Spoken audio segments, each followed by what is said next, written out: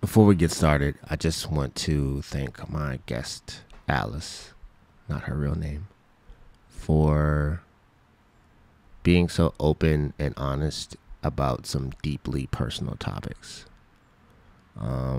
Talking about past trauma and talking about the trauma that you're going through now of just trying to recover from it is a heavy topic. She brought a lot of things out that really have affected her. And it definitely led to me bringing some things out that I was initially uncomfortable with talking about over the mic. But as the intro says, you're going to get this work. And that is definitely a reminder for myself, more so than just people listening. It's for everyone.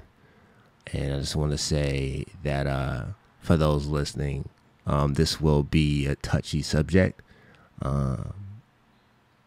But please stick with it to the end. And I think that we all can grow and heal from what was spoken on today. Night, y'all. You gonna get this work.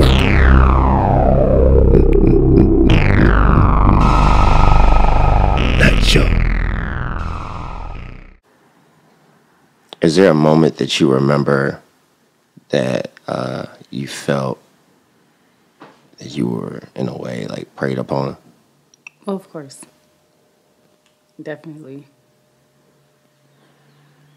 I want to say about 15. 15? And like a lot of folks said, women mature faster because either they hit puberty earlier than boys or whatever, or that they're sexualized quicker, this, that, and the other.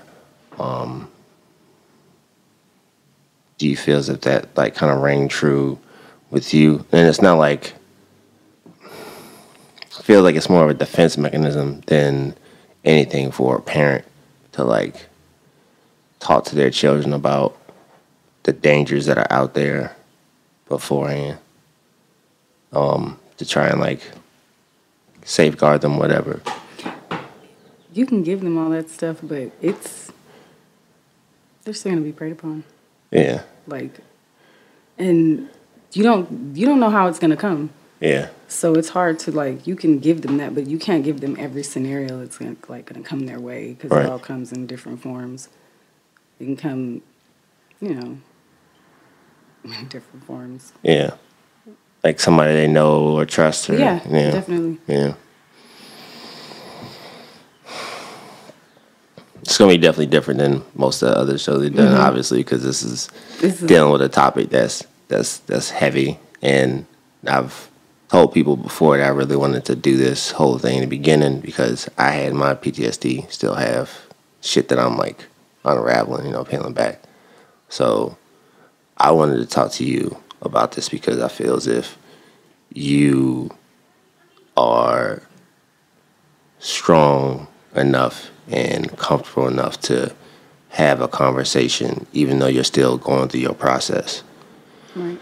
It will kind of maybe give people permission to start their self-healing process instead of dealing with it in a negative way.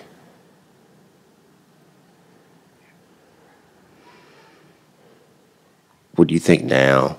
I guess we can kind of work backwards. What do you think now is a way that you self-heal, like in a healthy way, versus like something that you might have done that was... If I would have learned earlier to... Like, a lot of people go into not asking for help, but you got to ask the right people. Mm-hmm. Like, a lot of people don't. And you end up just asking people that are not really the right people to be asking. They're just giving you advice, but it's not really sound advice. It's like sometimes you just want to hear shit. Mm-hmm. And you're just like, let me just take this advice, and it's not some good shit you should be doing. Some people will tell you just do whatever you feel at the moment. You be like, no, don't do that. Like, but they don't mean like if you're suicidal. Some people just like if you want to drink or if you want to do this, you got to get it out that way because it can turn into other things. And it's like I mean, for some people, that can be an okay way to do it if you're doing it safe and you're not like, you know, Overindulging and abusing it. Yeah, because it'll run your life. Yeah, I mean, for the military, I know for a lot of us, alcohol is I don't say it's the only avenue for stress relief, but, you know, because obviously you just go work out, you can go meditate, you can do all this other stuff. But if you're not in an environment where people are telling you, like, hey, man, you should just go off and, you know, do a long walk in the woods and go to nature, or, like, get a journal and start writing, and you have people, like, enforcing that and being like, oh, yeah, man, I do that. You know, that positive reinforcement. If that's not there, then every Thursday to Sunday, you're going to be at the bar. You're going to be at somebody's barbecue just getting trashed, doing wild shit because you don't know how to process your pain properly, and everybody else around you is doing the same thing. So you just feel like that's what you're supposed to be doing. And you look up, and it's like years have gone by. Definitely years will go by. Yeah, and then you grooming the next group of folks coming in and teaching them, like, this is how we relieve stress by, in a way, destroying ourselves. Right. Yeah, so you definitely have to find the right avenues. Yeah. Because if not, it'll just be self-destruction. Yeah. I feel like sometimes you have to, even to a point, if you can't even go to your biological family, you have to create a family. That's so true. That's what I kind of had to do. I mean, I don't have a choice because my family's on the other side of the country, but I feel like it takes a while for everywhere I get stationed to find my whatever family, and then I have them to lean on, even if it's like one or two people. I have them to kind of lean on, and that's like my support network. Right. Versus like, mom, dad, whoever. I've had a support system that was outside of my family, and if I didn't have her, it would have been like, I don't know where I'd be. Yeah. Because she really just made sure it was like, she just made sure that I wasn't into, she let me do what I needed to do, but she also made sure it was like not, something that was going to cause myself any harm. Yeah. Because it's easy to go down that road. Yeah. And very hard to come back from it. Yeah. You can stay there for a long time. It took me 10 years to get out of that mindset and space. So that's a long time. Yeah. But I mean, it's normal, man. Like when I was interviewing my mom, her being married to my stepdad was emotionally, psychologically, and a lot of times felt like it could, the constant threat of physical abuse was there because, I mean, he's 6'5", 6'6", 260, 280. Like, he's a big dude. And it just was like, I remember as a kid, hearing him just go on these, like, tirades, these monologues for, like, hours. And I wouldn't hear my mom say one word. And I was just, as I got older, the more the concern grew to hate, and the hate just grew to anger, and it just like kept building and building. Like I was sleeping with knives. I would like wait outside of the room, just waiting to hear a slap or a bang or a fist or some shit. And I was just like going in.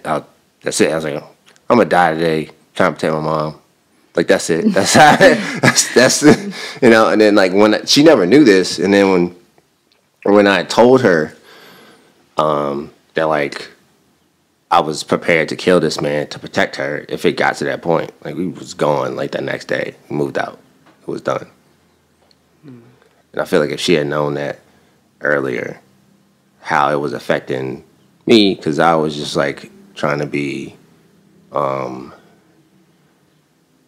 little guardian angel from the side. Like, right. You gotta protect mom. You gotta protect mom. Because it's always been me, my mom, and my sister. Even like today, my mom's remarried and my sister's married now. And my mom's in such a healthy, awesome relationship. It's like on autopilot for her. I'm like, oh, I ain't got shit. I'm like, you know what? I'm so proud of Rodine. She went out and found herself a nice young man. That's awesome. But like, I still carry that weight of that even to this day. Like, unlocking that, even acknowledging that to myself is like,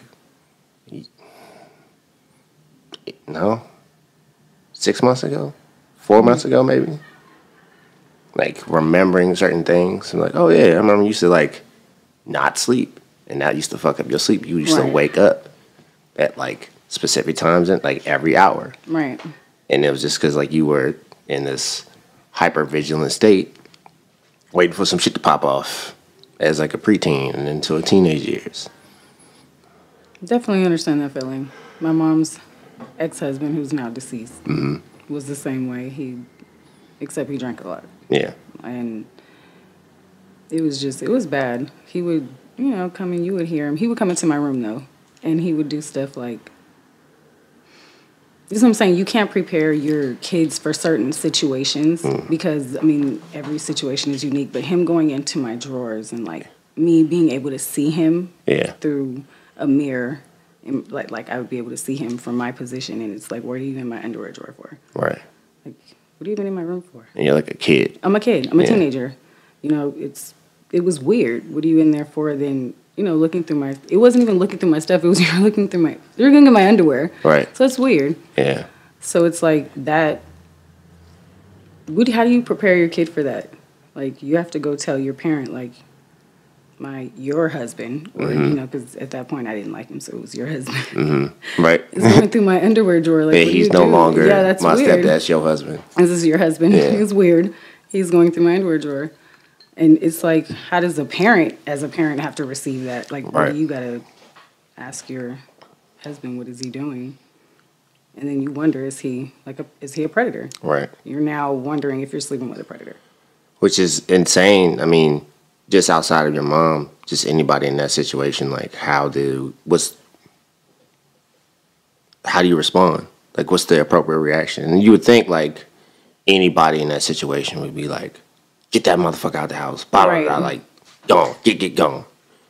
But, I mean, who knows what type of control, manipulation that person can have on, like, oh, I thought, say some dumb shit like, no, it was definitely a dumb reason why he was in there. It was, I was looking for something in my underwear, or you were smelling my underwear. Like, I seen you. Like, that's weird. So, yeah, that really shapes a lot for some girls, because this is an older man who's your mother's husband. Right. And then you're like, if he can do this, get in here, and your parent is like, well, maybe he wasn't trying to do that. Maybe he was looking for something. That can close your kids off also. Yeah. And then you're now your kid is wondering, like, who do I go to and talk about this? And that can sometimes create an opening outside of your house for somebody who can, I feel like, in a way, like, the same, like, predators have that same eye when they see, like, a girl who's had too much, or a dude who has too much to drink in a bar. Like, they know, like, which kids aren't getting listened to, or they're not getting enough attention, or they're getting neglected. And they will say and do whatever they want to in order to get what they want, because for them it's about power. Right.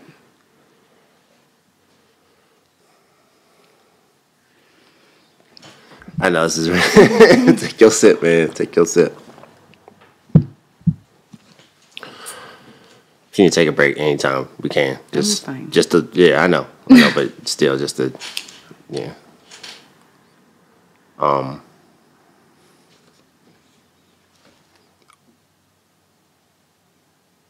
So through that time period, like, what do you think,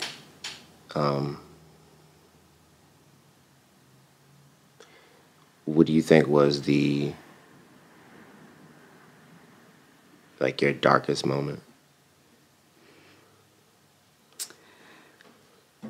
I guess I want to say it was more of my mother getting married to this man, because my mother changed as a person. Who was she before? She was my mother, more loving. Not saying she wasn't. It's just, when you're with somebody and you think that your child doesn't get along with them for, just because they kind of you don't want them with that person. Right. And like, that's not the issue. Or something like that. It's like, I see something, or something has happened, and you need to listen to your kids. So she changed, thinking it was more so me trying to, like, break up her marriage, which it was not the case. It was just know who you're marrying. Yeah. And I think love does blind people to a lot of things, even like some small things, and then also some huge Yeah. things. Definitely.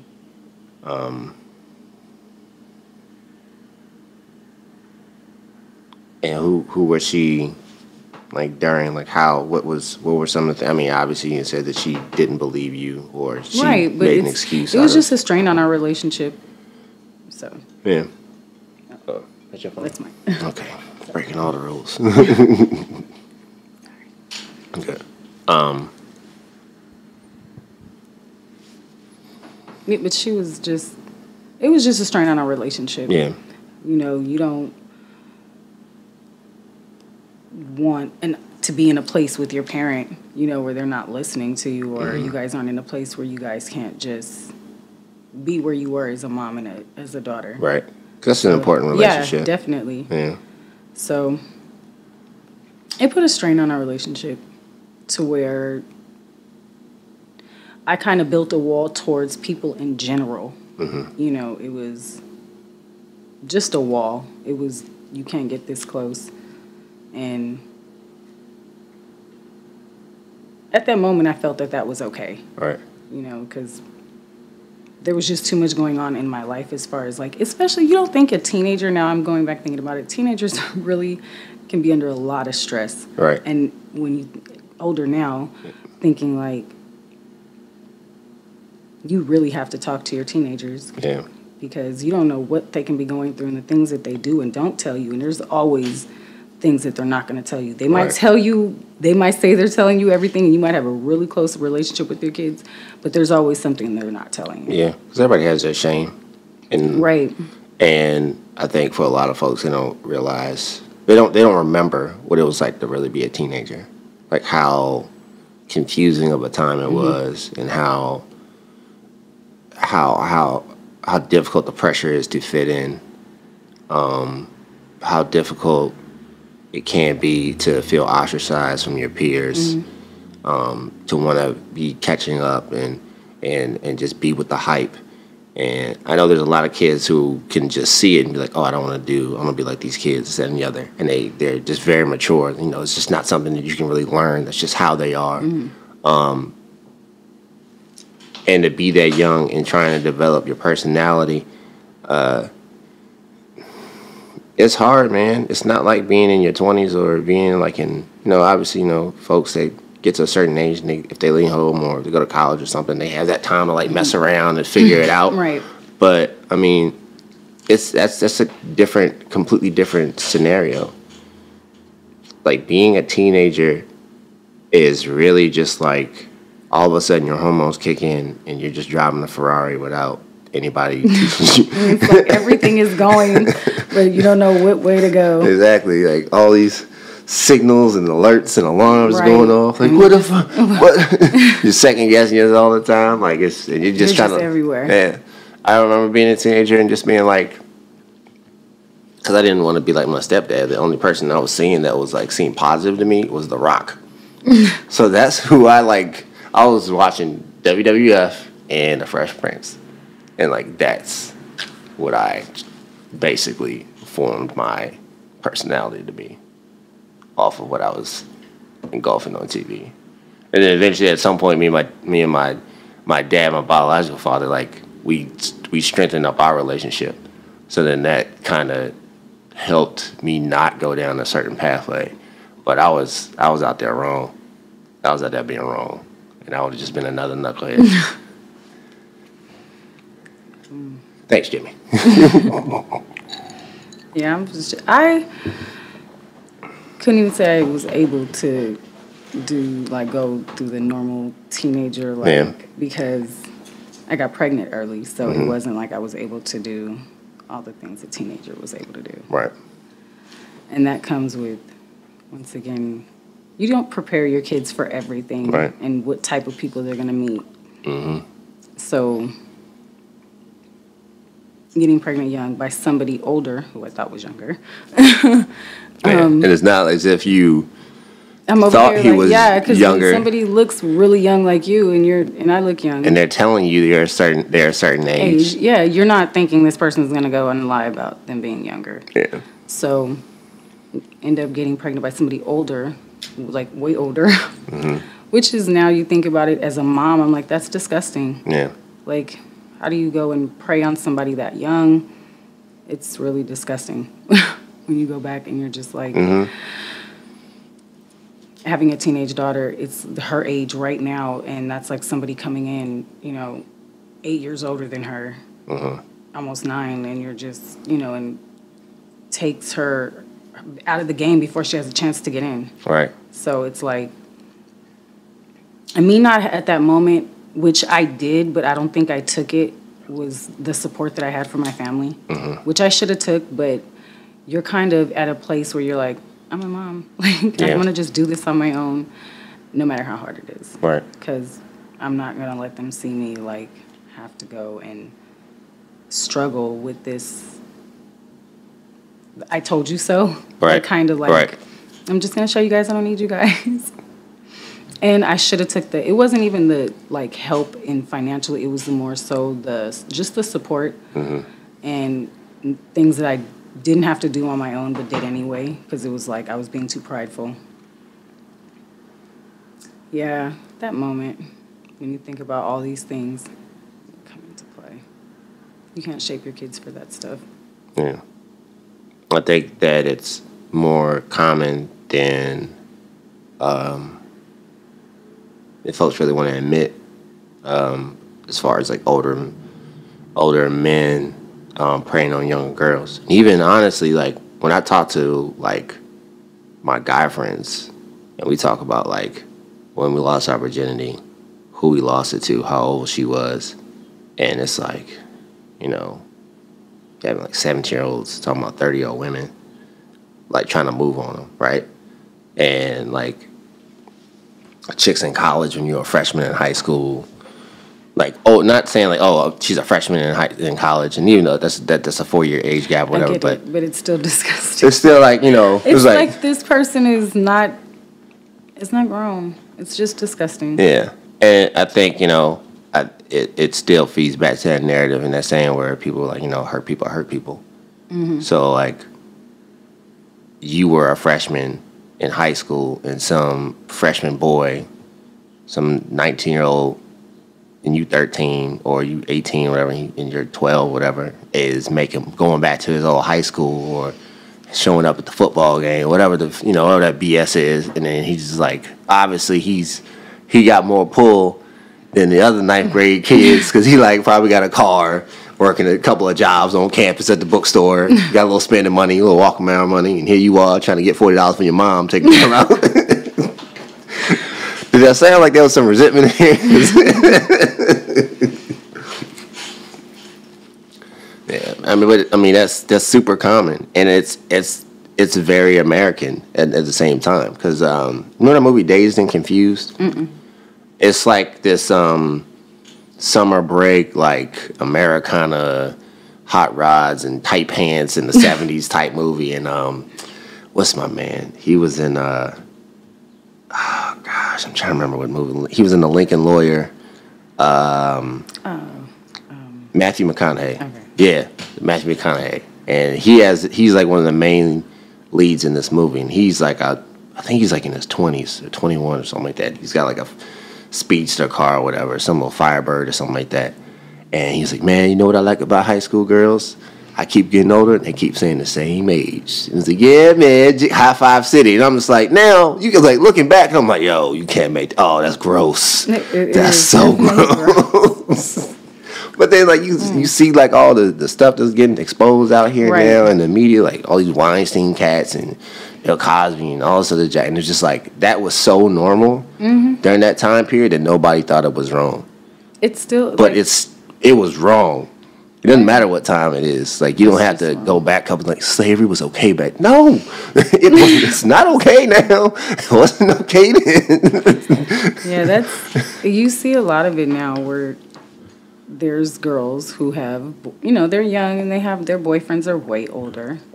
And it's like, I had ran into one of my cousins, and she's 20. Mm-hmm. But the guy she looked of age, but she definitely looks like she's 13. She still looks very much 13, like very much 13. Her body, she doesn't wear makeup. She's really plain. She dresses down, so she looks very young. The guy she's dating is pretty much older than her. He already has gray hair. You know, you could see it in his chin hair. You could just see it's like salt and pepper. And I'm like, how old are you? And he's clearly, you know, older. He looks in his late 30s. And it's disgusting. Because you can sit here and say you have things that are in common, but there's just some things that you're not going to have in common with this person. Yeah. There's going to be, I don't care how much you try to make it okay. Yeah. There's just, the difference in the maturity is there. Yeah. You can sit there and say somebody's mature and but they haven't went through the things that they kind of, right. The breaks. Right, yeah. So, it's just disgusting. Yeah, I mean, I can't imagine trying to, 5 years is like, y'all gonna be like, yo, no, can't do nothing. You ain't, your FICO score, you can't even rent a car right now. Your insurance is not. Your insurance is high. Insurance is way too high. You want to get no. Yeah, I can't date. It's hard to date younger because it's. I have this thing. It's like I'm robbing the cradle. It's like, oh no. Oh sweetie, no, you can't. And you really do that. Oh no, honey, I'm sorry. No, I know I look young, but I'm not. I'm a little older than you. But so I can't. And that's like, and I know like it works in certain it works in a lot of relationships dating younger, but yeah, man, it's hard. It's hard, especially if they still doing like 25-year-old shit. Like you still want to go to the club on your weekends with your friends, and no, thank you. Yeah. Like you want to spend $40 to get into a building to listen to music with strangers, and then maybe not talk and get drunk there and pay for all of them. And pay like this is we in LA, so it's like, I mean, if you're trying to get turned up, 60, so you gonna spend $100 to go out. It's probably gonna be $200 to get the Uber there and back, and you gotta eat because it's 3 a.m. The taco truck. So you only $200 just to go out to do some shit you could have just. Give me $200 and I'll throw you a badass barbecue right now. Right, you can be stationary. It can be vegan too. No. Badass little vegan barbecue. Make sure you got a plate. I'll cater it. That's digging at that, man. Because I mean, to that lifestyle choice, what made you go vegan? Well, I was having some health issues, and it was like, let me try not eating any meat. Okay. And then I realized that it wasn't, when I was watching more documentaries on like even just eating, seafood. Yeah. And seeing that they're like actually filling up the shrimp with like gray solution and then it hardens when they're cooking. It's like, I don't want that. Yeah. I'm trying to be healthy. No thanks. Really, I don't want to die. I'm trying to live. Too many ways to die. Find a way to live. But it was a health choice. It was really hard at first. Yeah. Because you like smell stuff. And you're like, oh, I remember that. It tastes really good. But then you think about what's all in it. And you can't unsee like those documentaries. You can't see these tumors being ground up with the rest of your meat because it's not profitable for them to pick out all of the pieces. So they're not going to examine every piece. We're just going to grind it up and just push it out, and that's what it is. Yeah, because you're literally eating cancerous cells from an animal. Yeah. Forgetting that you yourself are an animal. You're one with a very hierarchical and complex social structure. And you just take in everything that they're taking in. Yeah. That's another thing, especially like with all the fish and like the downline animals, especially like the predator fish, because they're eating so much of when we eat those, because they've eaten so many of the downline fish who've eaten like krill and then all this other stuff. The bioaccumulation of like mercury, heavy metals, and all that crap is a lot higher than if you were to eat what they eat. So if you're out there eating, like when folks are like, oh, you want to have some shark steak? No, absolutely not. Like unless you have some type of monitors, I can figure out how much mercury's in this fish. pass.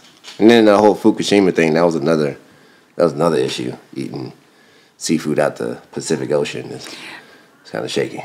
I just got to a point where I just didn't want to eat any of that when you realize what they eat. You're just like, no, I'm okay.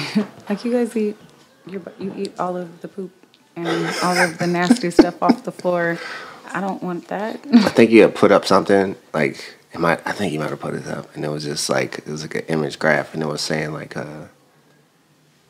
shrimps or like cockroaches. Right. Yeah, and I'm like, oh, man.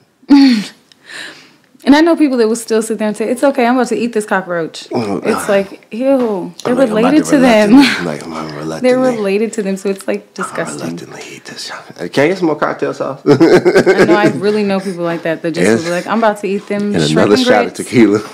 Shrimp and grits in the morning, and we about to make think about what tacos. I'm doing to my body right now.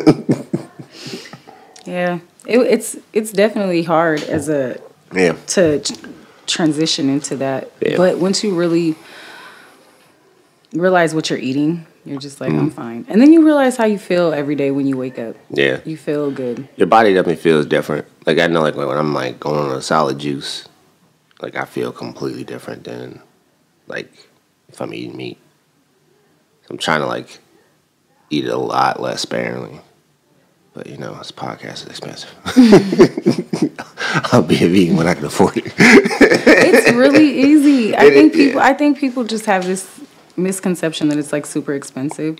It depends on where you shop at. Also, like some people have it in their mind like they have to shop at Whole Foods. They have to go buy the most expensive stuff. It's like you can make some of this stuff by bulk, and you can make this stuff yourself. Yeah, it's really easy. Yeah, like the pasta that you make. Oh yeah, next level. And the tacos, next level. Next levels. And you don't feel full. Like, you feel content. You don't feel like you're just overly full. I don't feel like just bloated, like, oh, I'm a piece of shit. I just ate till I hated myself. I'm just like every other American out there. Right, you got to worry about what's in it. Like, no. You don't have to have all that guilt and whatever when you know you're eating clean. Right. Man. And then it just seems like it's been 2 years, and it seems like I can't gain weight if I wanted to. Like, I try. Like I got a little smaller than what I expected, but it definitely it definitely shaped more, toned me more. Yeah. Like, I didn't even expect that. It just came with it, because I started gaining weight again after I had lost a lot of weight. I started gaining it back, and I realized, like, what am I eating? And then I realized what I was eating. And it was like, no matter how much I exercised, it was like not working. Right. And then I just stopped eating meat. Because of the health reason. And then I just chose to stop eating meat or red meats. And then I went from that to being a vegetarian, being a pescatarian. And then it was just like, okay, let me go vegan. Yeah. But I like warm food, so I don't know if I can totally go raw vegan. Because I like warm food. Like, I like making my pastas, and it's like some people like it's not really cold. I like it warm, not it's room not really cold. I feel if you have to preface it like that, it is really cold, right? Or at least room temperature. Room temperature could still be a little cold. Like, this is very true. So I like warm food. I need it warm. Yeah, I didn't know that the raw vegan meant you couldn't. It's just everything is raw. It's not cooked. So it's literally you're making everything raw. Okay. Like, you eat everything. I mean, it's right there in the name. Yeah, I didn't know why I didn't realize it. But now you're saying it. Yeah. Pass. Vegan, yes. Raw vegan, that seems like it would be hard. It's gonna be a lot. I mean, I might end up being raw vegan on accident, just eating some fruits and berries and some shit like that. But how you gonna eat like a yam, like a purple yam? Some things that's what I'm saying. Some things you have to. I mean, I'm pretty sure there's ways to cook it. Yeah. But I just like my food all warm. Yeah. Like, I like certain things to be warm. I don't want to have, like, my pasta a certain way. I want it warm. I want my cheese melted. Vegan cheese. Exactly. I want my vegan cheese melted. You know, my folks are thinking now, oh, she said cheese. Right. Oh, no. She out here. She out here lying. She out here lying. Ooh, she lying. But I feel like that is probably like a method of self-care. It definitely is. It helps with your mood, your thought process. Yeah. Definitely helps with mine. Even though I have my moments. We all do. Yeah, but it does help with your mood overall. Makes you're just a lot happier, you have more energy. Mm-hmm. It's very clear, your thought process. Meat expires in a couple of days, so they say it does have an effect on your mood. So not eating it. I totally understand that. I mean, especially with everything that they pump into the meat as well. Yeah. And you are what you eat, literally. And, you know, the more they start researching, the more they start understanding. And this old technology, folks knew this way back in the day before all these geopolitical disturbances. They understood that, like, your stomach is like a second brain. And we're eating other animals. Right. So we and they're pumping in with all this other stuff that's like it's doing your DNA some. The way that you could see some of the documentaries, how it attacks some of the cells in your body, and how it's like it's restructuring it. Yeah. So you know, some people are having like the ADHD. Yeah. A lot of cancer. Yeah. Like especially like stomach cancer and colon cancer. Yeah. It's like you guys got to remember what you're eating. Yeah. I remember I was watching. Oh no, I was reading this article and it was basically saying how, and I think it was recently. And I mean, people have said it before, but like how like Crohn's disease, how it took a spike, and now folks are using CBD oil and like completely gone after using it a certain amount of time. But looking back, and they're saying like how the cancer rates are increasing. I think about how much hemp used to be part of the diet, especially in America. It was a large part of the diet and a large part of the economy in the United States. The military used to have uniforms made out of hemp. The Constitution, the Declaration of Independence is written on hemp. George Washington used to make our ancestors pick hemp. And now that we're like, oh, it blocks cancer cells, growth, blah, blah, blah, blah. Now we've completely removed certain things out of our diet that we've known. It's not profitable to keep us healthy. Yeah, it doesn't seem like it. I mean, it isn't. Yeah, I mean, no. It's like, what is the dentist hopes we get cavities, the doctors hope we get sick. It's like we're all just basically here to make money for other people. That's all it is. They need us to get sick so we can pay to go to the doctor. That's what it is. And that existence is that's just an existence. That's not living. Like that's being born into a system of indirect slavery. It's death peddling in a way. It's slow death peddling in a way. It's crazy how we feed, like the things that we feed our kids. Other countries wouldn't dare feed their kids. No. Like high fructose corn syrup is not all a thing. The dyes that are in Fruit Loops and Lucky Charms, and they're like, feed that to your baby for breakfast, knowing that that's going to cause your child to have some type of ADHD or some type of deficiencies. The receptors are blocking because the dye is causing all these things, and it's like, feed it to your kids, but it's banned in other countries. Right. I mean, there's a number of pesticides that we use, and that fall back onto a lot of things. There's a number of pesticides that we use that are illegal for human consumption, yet we feed it to animals and then eat those animals. It doesn't go away. It doesn't disappear. Eventually, it'll end up into the watershed, and then it's getting ingested by all the fish and this, that, and the other. Right. And it's just, it's crazy. But it's funny, like, looking at, like, all the old laws that used to exist. I'm doing all that old comedic stuff, so I'm researching and trying to practice a little bit more. And of, like, the 42 laws that were that preceded the Ten Commandments, one of them was, I have not polluted the water. Or it would have been, if we were to do it in the positive confessions versus negative confessions, it would be, thou shalt not pollute the water, because they understood that like the water there's a cycle to it. Like there's no like there are certain things you can put into the water and it's just there. It's going to take forever for it to go away, or it's just going to be gone loose and you can't get it back. And I don't know. I don't really have. I think if we don't check ourselves, and then we might already be too late. If we don't check ourselves, we're not really gonna have much of a planet left. Oh yeah. Look at where we're going now. Yeah, beyond just us as humans being here, I just like, yeah, I just don't fucking it up. yeah, I don't imagine that it would be the most viable, vibrant planet. I mean, for our solar system, it's the only one that has the life, that complex life that we recognize. So, yeah, it'll be interesting to see which way we go. Well, they say this vegan thing is a fad for some people, so hoping that some people just really stop eating a lot of the meat. Yeah. They'll be a lot healthier. I mean, folks are already starting to make that move. And then you start looking at a lot of folks that are in power right now. I mean, a lot of them have made that shift already. Right. They're not very vocal about it, but I mean, you got vegan, like, athlete, you got vegan MMA fighters. There's a vegan weightlifter. I forgot the guy's name. I think brother with the black dude. I can't remember where he's from. I think he's a Team USA.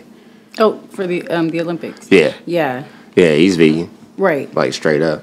Right. And it's just so funny, like, when people have that argument, it's like, you got protein. Right. You gotta put protein in your body. I'm like, what do you think cows eat? Right. Except it's not, we're just getting the recycled protein. Yeah, you're eating processed protein So why not in the form of another living being. So and people really argue down with that. yeah, it's like really argue down with that. Like, no, bro, I'm getting protein from this. Like, well, why don't you eat this? It has more protein than that. Exactly. The meat that you're eating. Because you're not even getting the protein that you should be getting. Right. It's secondhand protein. So exactly. And your body's not processing all of it the way you want it to. It's like instead of just getting that, you can just, this is cutting out the middleman. Yeah. Just definitely. It literally is cutting out the middleman. I mean, if you ate, what is it? Is it hemp hearts? I think 9 grams of, not even 9 grams. It's like 3 tablespoons is like 11 grams, 9 grams of protein. 9. Yeah, it's like 9 grams of protein. Like, that's nothing. Like, 3 tablespoons? Right. And you out here eating like all these steaks and chicken breasts and all this other shenanigans. Look, you gotta have your meat for breakfast, your meat for lunch, and your meat for dinner. It's like, that's a lot of meat. That's a lot of meat. And you have to feel full, and it's sitting at the bottom of your stomach, just taking forever. To like go through your digestive tract. It's taking like 2 days for that beef to go through. So you're eating a dead animal, and it's even more decomposing inside of your body. And they say people carry like up to 30 pounds of waste in there. So just imagine how much. Especially in a country like ours. Like, you know, I heard that statistic as well. I mean, that seemed kind of high. And it's just like in a normal diet, you know, whatever, you know, back in the day, a normal diet. I've had a neighbor where she looks like, you can tell she's why are you whispering? She's a lot of meat. It's like she's right there. And like, there's a microphone right in front of you. Like, she's right there. You can hear me. But she eats a lot. Like, because we talk, and she eats a lot of meat. Like, that's like her thing, like for breakfast, lunch, and dinner, rather. It's in different forms, though. And half the time, she's eating like 2 different types of meat at the same time. So it's like, and she has like a really big stomach. And it's like, if you just stopped eating all that meat, your stomach wouldn't be there. It wouldn't be bloated. Did she talk about, like, how she wants to lose weight or? No, she does. Yeah. And she asked me how I did. Right. And I explained to her it's just basically what I eat. And I changed my diet. Yeah. Because people always go, how many days a week do you work out?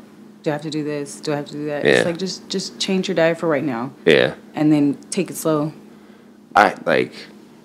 Try to do some exercise. I hate having those conversations with people. Like, I was an athlete all my life. I'm still an athlete. Been an athlete all my life. And when people talk about, like, trying to lose weight or trying to hit the gym, this, that, and the other, I'm like, yo, it's all a choice. Like, it's like, I know I can eat better. I know I'm choosing not to eat better. But I know with that, I'm like, it's like, okay, if I do this, then I'm going to have to, like, work out a little harder. But even still, like, I know there's going to be, like, a point of diminishing returns where it's like I can only work out so much in one setting. Like, the amount I'd have to work out and then still rest. Right. Like, there's not enough, I don't have enough time to do it. Like, that would have to be, like, what I did for, like, a living. Like, I'd have to work out 8 hours a day, sleep 8 hours, and then the rest of the time just stretch, drink water, and like that's it. Like so, like or I could just eat a little better and then just work out like a normal person. But like I was in the gym and you know like anybody who works out regularly, when they talk about like what time of year they hate the worst is like that December 31st to like February 15th. And that's when all the folks that come in with their new year, new me bullshit, and they'll get in there. And I literally, this last year, I saw this guy, and he's doing the curls, whatever. And he was like, he's a little heavy, but he wasn't like, you know, obese or anything like that. This motherfucker's drinking like a straight up like Starbucks caramel macchiato in the gym. I get like irate mad, like I'm staring at this, and I'm just like walking around the gym like, anybody seeing this? Just me? Like I'm just I gotta call this shit out. Like I'm like, bro, what are you doing? He's like, yeah, man. I'm like, you know how much sugar's in there? It's like you can't sit here and it's not like I was saying like he can't drink coffee in the gym. It was just like you might as well just go home, right? But he didn't want to. But I'm like, you drinking this 2,000 calorie sugar delivery system right now, and then call yourself working out. And if I see you in here in like 3 weeks giving up because you're not getting the desired results, I'm gonna call you on your shit. Because like folks used to put their, you know, it was up on a board, so people used to put like their progress on a progress tracker, and like there would literally be people that would just, you know, they go for 3 weeks, and I'm like, oh, why am I not a size 2? And just walk the fuck out. I'm like, bro, what are you doing when you're not here?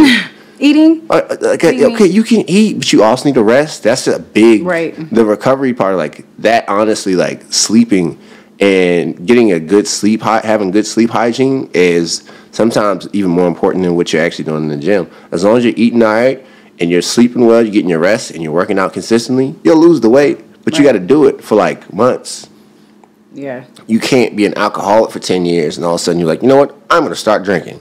And then hope in like 2 months, all the shit that you just did to your body for the last 10 years just gets washed away. Right. And that, well, I have people ask me a lot, like, what do you do to lose weight? And then when you tell them, like, just change your diet, there's like, I don't want to do that, though. I don't want to stop. Yeah, they want all the results without any action. Help you. Like, it's really, I can't help you then. Because it's like, to me, I'm not going to waste the conversation and sit here and tell you what you should do. I know you're not going to listen. Yeah. Like, I hate hearing, it's just like, I hate hearing it. I hate hearing people tell me they don't want to stop eating meat. Don't ask me how to lose weight then. Don't ask me how to be healthier, because that's what they usually ask me. Like, what can I do? Can I just drink smoothies? Can I just... Well, if you're going to still eat all that stuff, it's just like... It's pointless. Yeah. It makes no sense to even try. Just eat what you want then. Yeah. Some people, I'll be like, YOLO, because that's how you feel. Right. Like, that's how you feel. If that's what you want to do, I just choose to live longer. Yeah, I feel it. And live longer and have a better quality of life. Yeah. That's some things that. So if I can just briefly put together what you said, quality of life thing is a huge. Nah, I'm gonna be huge. It's about to be ass. Let me not. I'm sorry, Korean Jesus. I'm sorry. Not Korean Jesus. So through all the stuff that you've been through, stuff that we talked about today, where do you really want to see yourself?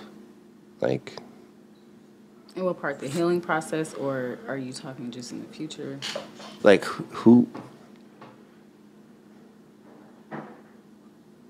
do you see? Like, because you have to create that person who's gone through it, and now you're on the back end of it. Like, who does she look like to you?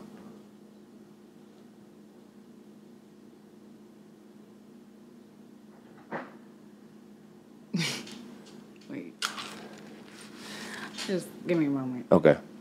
Give me a moment. Well, I almost sat there and cried. Let me gather myself. I'm sorry. I just thought hold on. I'll get you some tissues.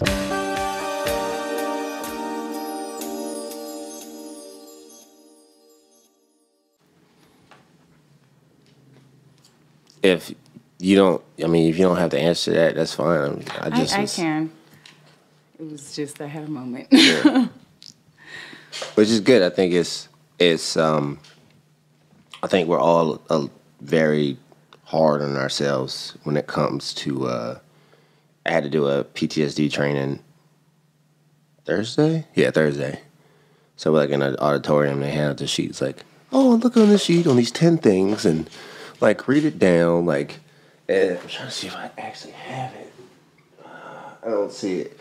But like some of the questions were like, was anyone in your house abusive? And it's like you were supposed to answer the questions prior to you were 18. So it was like 18 and younger. Did any of these experience have? One of them was like physically or extremely verbally abusive to you. And I'm like, all right. And another one was like, did anyone touch you that was 5 years older to you or try to initiate anything sexual with you before the age of 18? I'm like, okay. I'm going down the list. And it's like, if you hit 4 on the list, they like say like, you're in a category of folks who are more inclined to have X, Y, and Z. All these like health issues, more likely to be substance dependent and all this other shit. So I'm looking at it and I'm just like, thinking about all my friends and my family who meet the criteria for all this stuff. And I'm just like, we just out here hurt, like pretending to be all right. And looking at people who are trying to acknowledge their pain as if they're wrong somehow. Like we put a lot of shame on people addressing their bullshit. Right. And I think now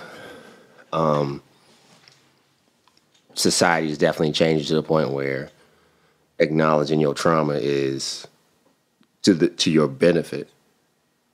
Like definitely to your benefit. It's like if you do this, the person you're going to become is a person I don't want to say like would have been if all that shit didn't happen, right. But you'll be immensely stronger than that person could ever be. Because, I mean, it's fucked up. But, like, on a universal level, you know what I'm saying? Like, that pressure does make you stronger. You know what they say? Pressure make diamonds. Right. And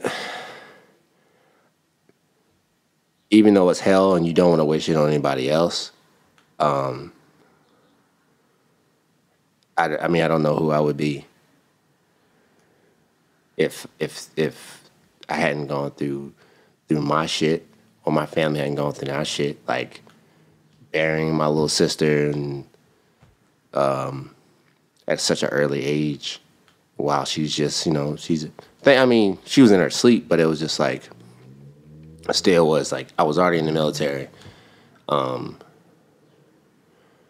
was in love with somebody at the time, and she didn't show up to the funeral, didn't check up on me, like nothing. And I just went back to training, didn't tell anybody, like that next following Monday, doing left, right, left, dying on the inside. To the point where like my heart stopped in my sleep and I had to go to the fucking hospital. Wow. So to help folks for me, it was just like, with this podcast, like, and we said in the beginning, like, I feel like I'm all fucking anxiety, my fucking blood pressure right now.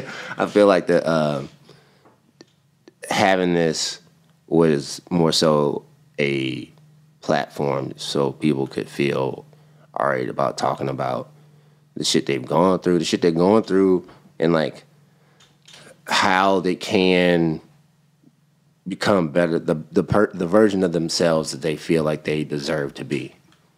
So if you're going through some type of like the shit you going through that I know that you told me, you deserve to have everything that you want.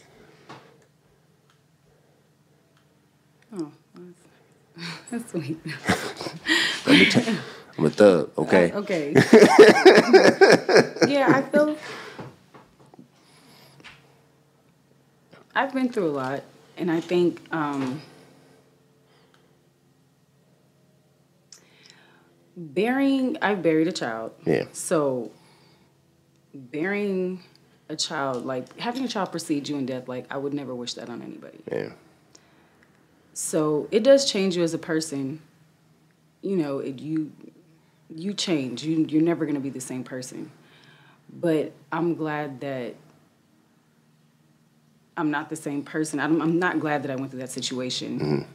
It did make me and mold me into a very strong person. I feel like I can take anything and bounce back from anything because you have to. If I can take that and it took me a long time to be this person because I wasn't this person. I got lost in not only grief but anger, like any person would be.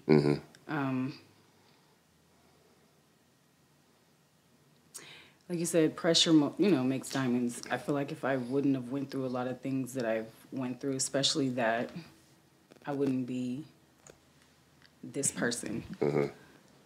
I'm definitely feel like.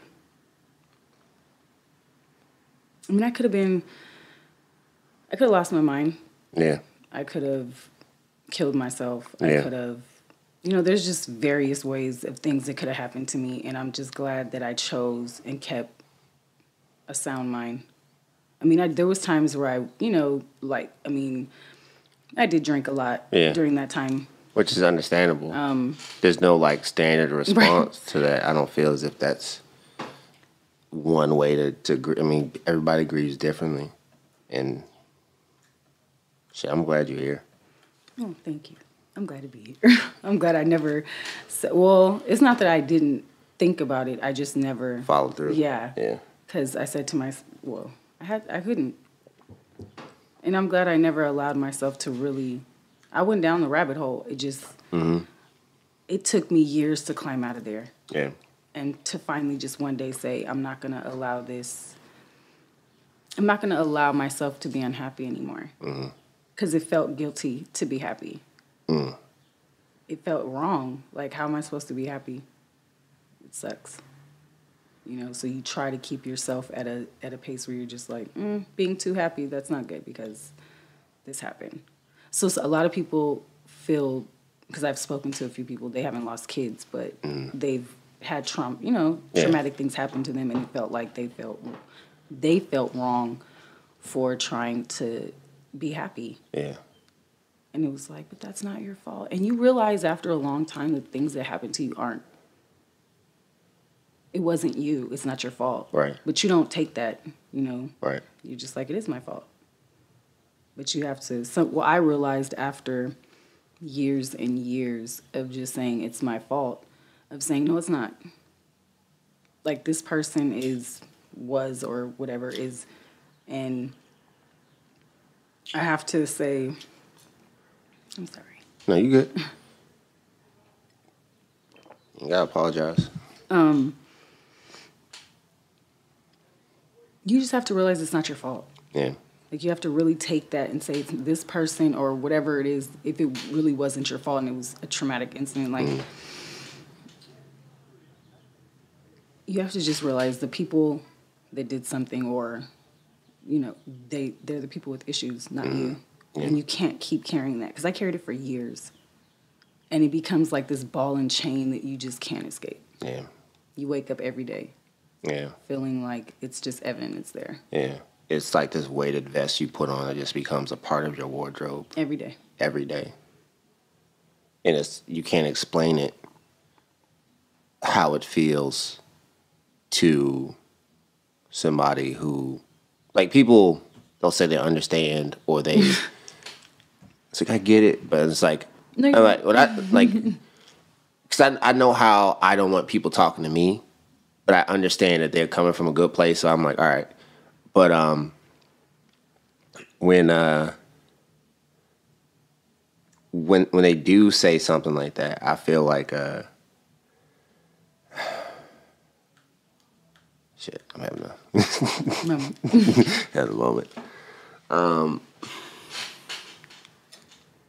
When they do try and at least meet you, it can be infuriating and frustrating because they're making you deal with it all over again. Yeah. And it's just like, and it's oftentimes it's in moments where you feel like, okay, I'm progressing, I'm doing all right, this, that, and the other. And they'll just do it like so casually, like, hey, remember when we were in boot camp and this happened, and I'm like, yeah, bro, like I remember. She's like, whatever happened? And I'm like, how can I forget? Like, yeah, I'm not gonna forget. Yeah, that's not gonna. ever. Yeah. But I don't know, I feel like universities, like it's all kind of it's a test. I feel like it's an opportunity to teach somebody something. We all are lessons for other people, or we learn from the lessons of others. So I think the lesson for me to them, or for you to whoever, is that even though being preyed on as a kid, and then to then lose a child, that you are strong because you had to be, and you adapted, and you persevered.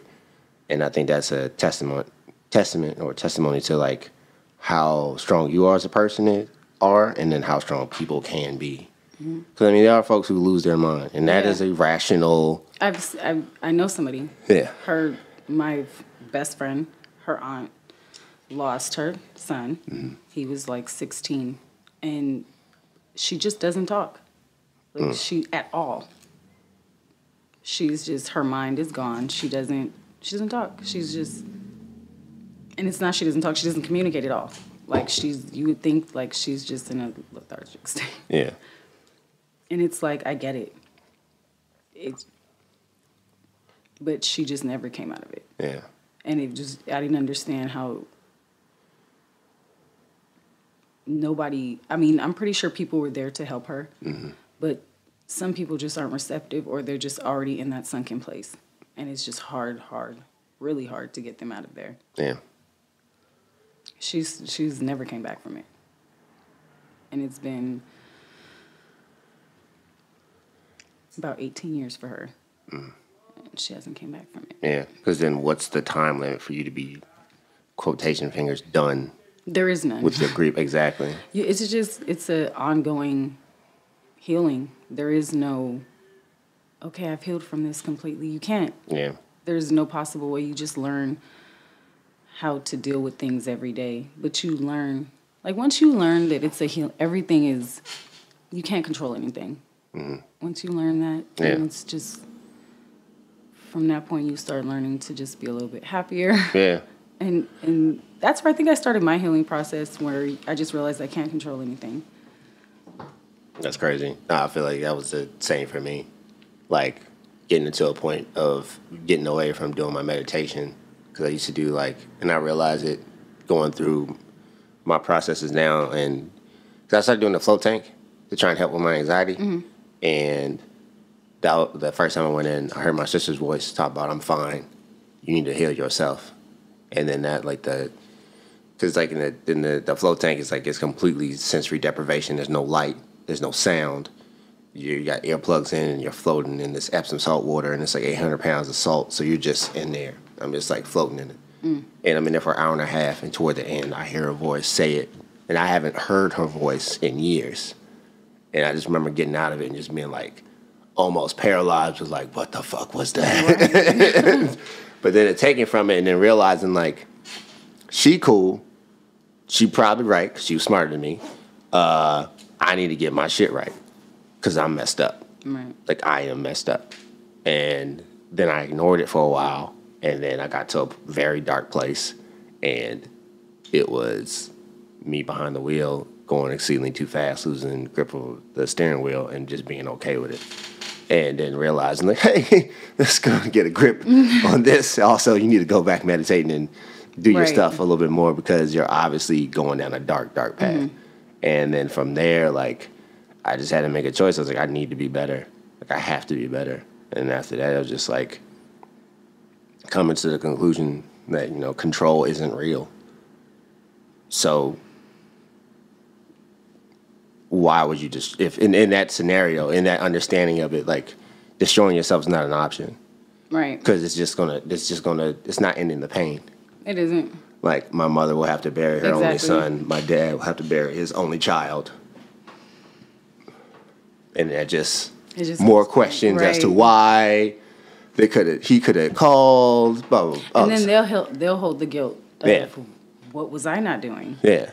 for them to come to me. It's like, why did he have to Yeah. leave? Yeah, why did he leave home? He could have, yeah, all this, I can just hear the teary yelling already from now. So, yeah, that's not an option ever anymore. I've never gotten back to that Right. point again. But, I mean, I feel like we have to go to that brink, and we have to talk about it, because this is just some human shit that we all go through.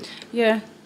Everybody. I mean, well, I'm not gonna say everybody, but I mean, the majority of people have thought about Yeah. it. And not even necessarily just suicide in general, but just being, just, like, depressed or right, or any of that feeling shit. like they have nobody. Yeah. I know a lot of people like that right now. Yeah. Who And are they could feeling be... like they're in a depressed state, surrounded by a whole bunch of people. Yeah, surrounded by tons of people. But are so alone. Yeah. And depressed and ready. Well, not ready to give up. Yeah, not ready to give up, but just but not knowing yeah. what to do.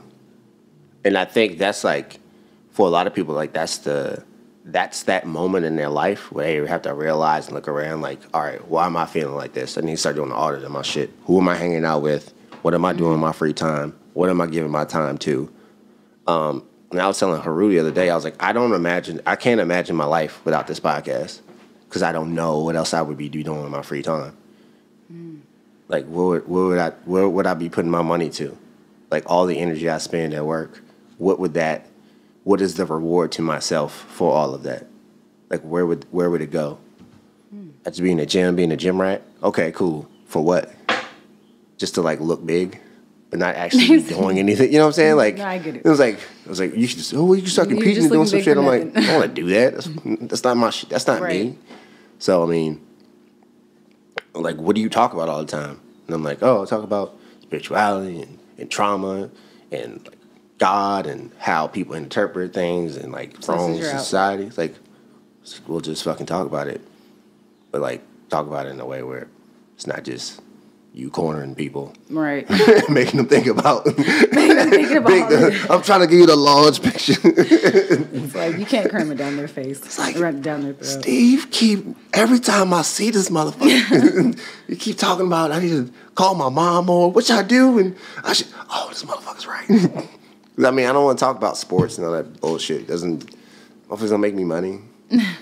Don't make me happy. I mean, it does make people happy, and I get it. Oh yeah, it's some people's religion. Yeah, it really is. It's on Sunday. They are there. Yes. They're there at the pew of Sunday Night Football. Yes. But back to what real shit we was talking about. And it's not like, oh, what does look like? What is, like, I have no words look like? You know. It's just me. I'm dealing with the healing every day. Yeah. So, I mean, it's not a struggle as it used to be. Mm. It used to be a struggle to be just generally happy. Yeah. But now I can see, like,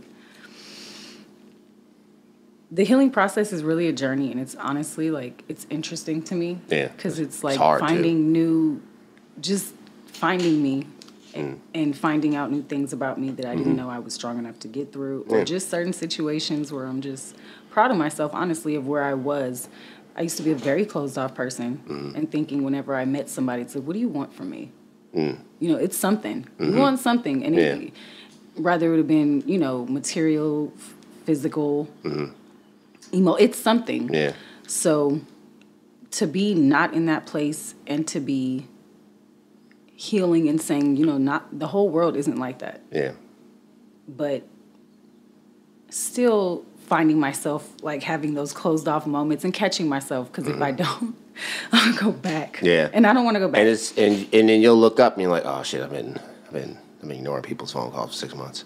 Right. And then you hear people feel in some way, and She ain't said nothing to nobody. Oh my God. I went through that stage where people really just felt some way about me not calling them back. And it's like, I'm sorry, but not sorry. I'm sorry that I'm finding myself, and I'm sorry that it makes you feel some way. But if you're my friend, then you should understand it. Yeah. So. And I get why some folks feel like they feel some type of way because they want to help.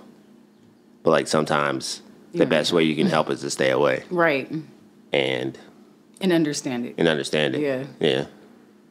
Yeah.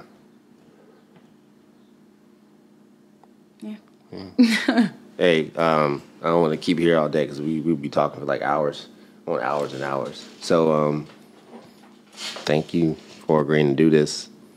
I'd love to just follow up with you on just everything. I mean, obviously, we're going to keep talking off the microphone, but like on this just to see how you're doing. Yeah? Yeah. Okay. Well, thanks again. You're welcome. Thanks everybody for watching and listening. And I hope to talk to y'all soon. Night show. You gonna get this work.